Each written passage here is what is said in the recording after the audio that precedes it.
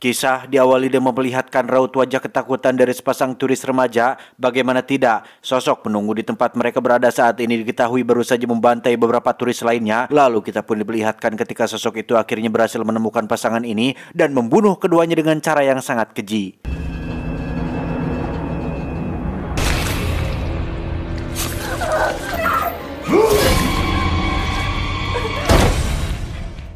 Adegan pun flashback ke era tahun 80-an di mana terdapat satu keluarga pekebun yang konon memiliki kebiasaan tak wajar, bahkan bisa dibilang sangat jauh dari luar standar kelaziman manusia konvensional pada umumnya.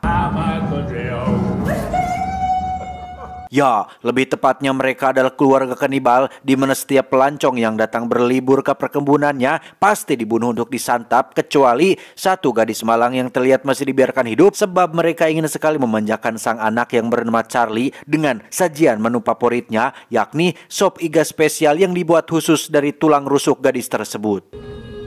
Just kill the fucking whore.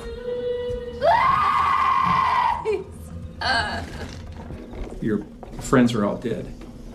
Seiring dengan berjalannya waktu, warga sekitar yang sudah lama menaruh curiga pun akhirnya mendesak keluarga ini agar segera menyerahkan diri pada pihak kepolisian. Namun hal itu justru membuat mereka tersinggung dan bahkan sampai berani menyerang balik warga dengan kata-kata ancaman, sehingga seorang tokoh yang sudah terlampau marah pun terpaksa menghakiminya dengan cara yang kekerasan. Fucking dealing with.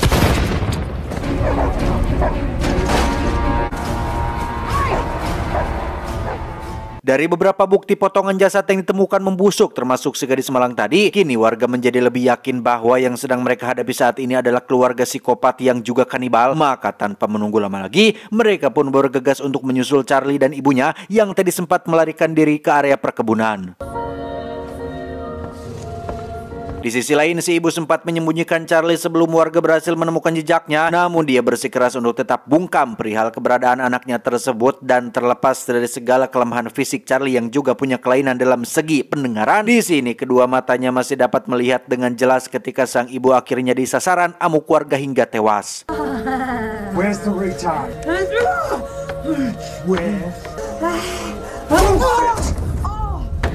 Let's get this over and done with. Kembali ke masa sekarang di mana tiga anak muda yaitu Donkey, Jason, dan Natasha tanpa Wilona, mereka berencana akan pergi berlibur ke sebuah tempat terpencil yang Donkey menyebutnya dengan perkebunan Charlie. Dan supaya Donkey tidak merasa kesepian, Natasha pun menelepon teman yang bernama Natalie untuk ikut pada acara tersebut. Jason, where are we going? Let's leave here by 6 tomorrow morning. Singkatnya mereka pun telah sampai pada separuh perjalanan, lebih tepatnya di sebuah bar yang kemudian mereka berhenti di sana sembari bertanya-tanya tentang perkebunan Charlie, di mana secara kebetulan Donkey bertemu Pak Sepuh bernama Blue. Ini orangnya yang diam-diam rupanya mengetahui banyak hal tentang lokasi tersebut. Can I ask you a question? Shoot. Di sini Blue tidak menyebutkan jika dirinya merupakan tokoh warga yang menjadi saksi pada kisah kelam perkebunan Charlie pada 30 tahun silam, melainkan dia sekedar mengingatkan saja agar Donkey dan kawan-kawan segera membatalkan rencananya. Namun sayang, mereka seakan tak mau peduli meski telah diperingatkan berkali-kali. Hey, is it true people still go missing out that way? Mate, more than you know. Girls, let's go. Selepas dari sana mereka pun memilih untuk beristirahat dengan mendirikan kemah yang disertai hangatnya api unggun. Sementara itu Donkey ternyata pernah mendengar cerita tentang perkebunan Charlie saat ia masih kecil. Namun karena tidak tahu pasti kebenarannya, maka ia pun dengan tegas meyakinkan teman-temannya jika semua kisah itu hanyalah sebuah dongeng fiktif belaka. Anyway, rumor has it, John Wilson was an American, and that this John was one fucked up fella. Just trying to scare us, right? Some people believe he's still alive somewhere.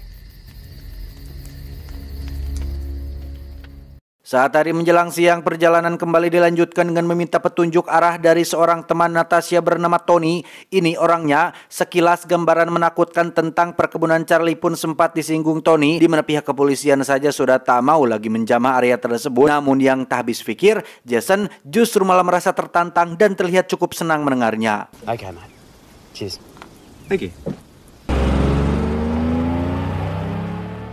Selang beberapa saat mereka pun sampai di sebuah tempat yang mana Donkey menemukan besi tua bertuliskan John Wilson dan sekaligus meyakinkan mereka jika itulah gerbang menuju tempat yang dimaksud, karena menurut cerita John Wilson merupakan nama dari keluarga pemilik perkebunan tersebut.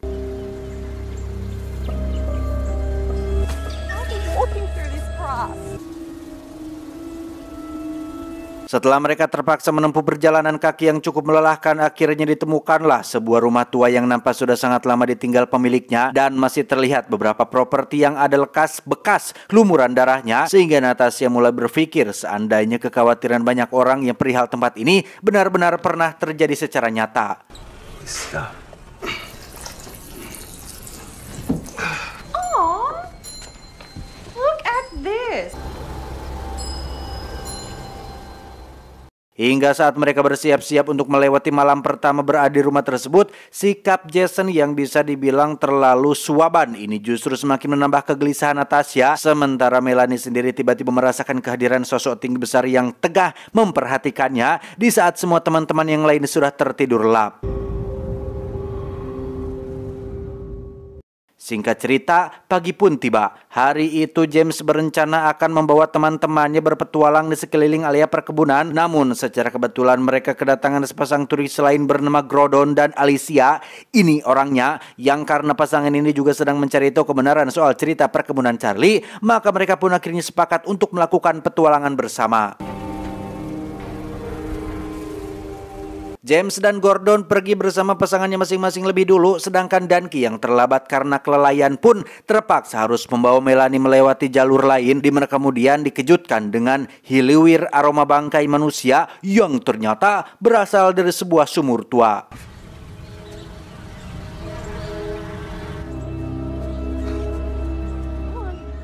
Di sisi lain, kedua pasangan Jason dan Gordon pun memutuskan untuk berpisah. Dengan cara itu mereka berharap bisa segera menemukan sesuatu yang menurut mereka menarik. Sementara Natasha hanya mengikuti keinginan Jason saja meskipun dia masih terlihat begitu cemas seandainya nanti malah terjadi sesuatu yang tidak diharapkan. She's not that easy. Good point. Kembali lagi pada pasangan Danky yang kini sudah berjalan cukup jauh hingga mencapai pinggiran sebuah danau kecil, yang pada momen tersebut Danky lantas membujuk Melanie agar kiranya mau diajak bermain cihbruy sambil berenang di sana. Come on, it'll be fun.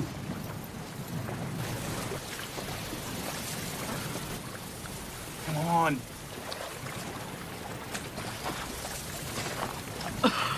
Di saat bersamaan pasangan Gordon berhasil menemukan sebuah gudang terbengkalai yang ketika baru saja memasukinya langsung tercium sengatan bau bangkai serta keberadaan sebuah ranjang tidur yang terlihat seperti masih sering digunakan. Namun ketika Gordon bermaksud untuk mencari tahu siapa penghuni gudang tersebut, tiba-tiba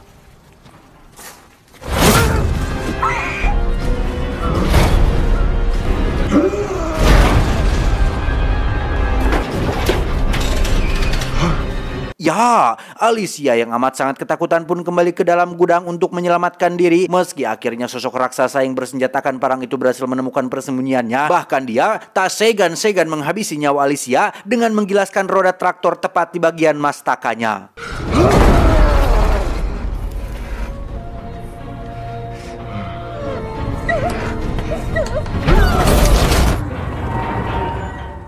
Beralih ke tempat lain, sejak tempo hari mengetahui kepergian James bernama Natasha ke perkebunan Charlie, kini Tony terlihat sangat mencemaskan keselamatan mereka sehingga ia pun meminta izin istrinya untuk segera pergi menyusul ke sana. Want to go with me? Hell no. I'll see you in a few hours. Sementara itu perjuangan Danky dalam misi meruntuhkan keimanan Melanie sudah hampir mencapai puncak kesuksesan, namun belum juga sempat melakukan eksekusi. Danky sudah harus berurusan langsung dengan si raksasa yang tahu-tahu sudah cumpaguk di sana. Yang sungguh naasnya, sosis kenjeler kebanggaan Danky ditebas habis hingga ke akar-akarnya. It's all right, Mel. I think he's a bit retarded. Seketika Melanie teringat akan sosok makhluk yang sempat dia lihat semalam. Ia dengan sekuat tenaganya berlari untuk menyelamatkan diri, akan tetapi semuanya sia-sia karena makhluk itu dapat dengan mudah menyergap kawannya hingga pelarian pun berakhir semengerikan ini.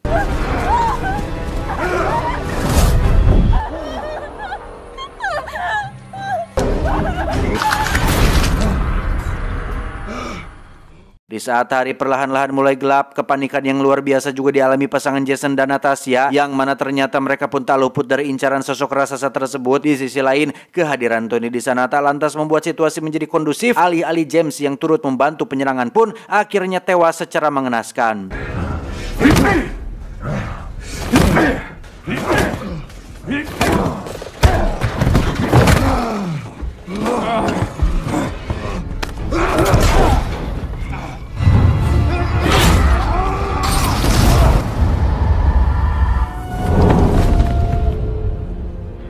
Alhasil kini hanya tersisa Natasha seorang diri, itu pun dia masih harus berjuang menghindari ancaman si raksasa yang terus mengejarnya, hingga pada posisi di mana Natasha hanya bisa pasrah dan tak mampu berbuat apa-apa lagi.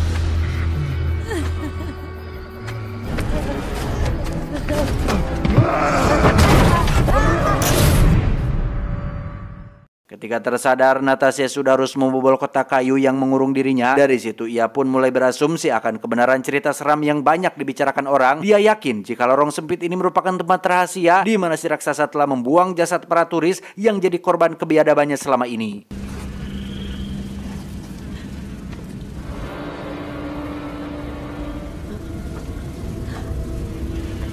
Sejurus tak ada yang Natasha pikirkan kecuali bagaimana cara supaya bisa keluar dari tempat terkutuk ini secepatnya. Maka ia pun perlahan-lahan melangkahkan kaki hingga menemukan sebuah taraja atau tangga menuju jalan keluar. Namun kemunculan monster itu lantas memaksa dia untuk pergi bersembunyi di antara sela jasad mayat-mayat tadi.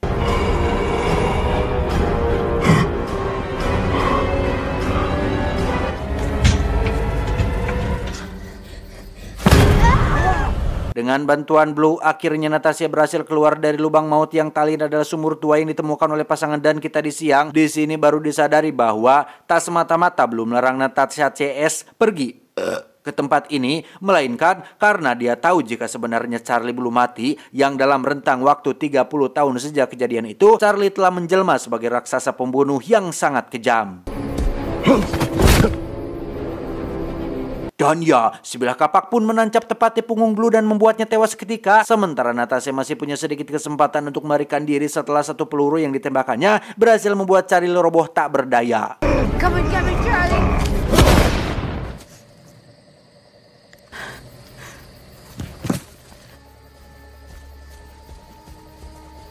Di penghujung kisah, terlihat Natasha berusaha meraih kunci truk yang akan digunakannya untuk kabur. Namun sungguh disayangkan, Charlie ternyata masih bisa bangkit untuk membunuh Natasha, yang dengan ini terbukti bahwa jiwa-jiwa psikopat Charlie semakin menjadi sebab ia telah merasa tertantang untuk melampiaskan dendam atas kematian kedua orang tuanya.